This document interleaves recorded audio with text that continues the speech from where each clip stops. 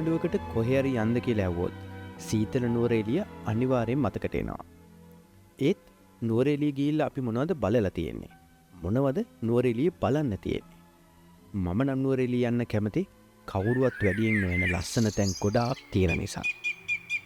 කොළඹ ඉඳන් නුවර එළියට යන ප්‍රසිද්ධ පාරවල් කිහිපයක් තියෙනවා.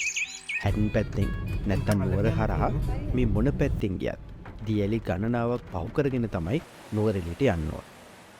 හැඩන් පැත්තෙන් යනවනම් ලංකාවේ තියෙන සුන්දරම දියැලි කීපයක් බලන්න පුළුවන්. ගිනිගත් වෙන පහු කරලා යනකොට මුණ ගැහෙන ලස්සන දියැලක් තමයි ලක්ෂපාන දියැල්ල. ඒ වගේම අබර්ඩන් දියැල්ල ඒ අතරින් ප්‍රධානයි. මේ දියැලි බලන්න ප්‍රධාන පාරෙන් පොඩ්ඩක් ඇතුළට යන්න ඕනේ.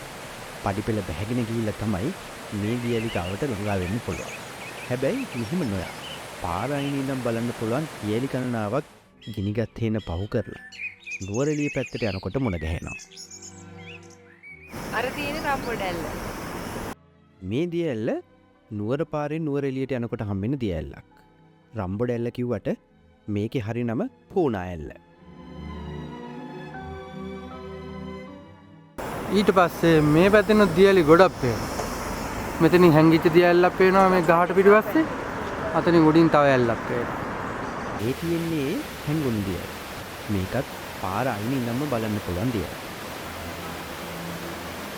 රම්බොඩින් කොත්මලේ පැත්තට ගියාම හම්බෙන ලස්සන දියැලක් තමයි කාඩියන් ලෙන් දියැල්ල. මේ දියැල්ල නම් පාර අයිනෙම ඉඳන් ඕනම කෙනෙකුට හරිම ලේසියෙන් බලා ගන්න පුළුවන්.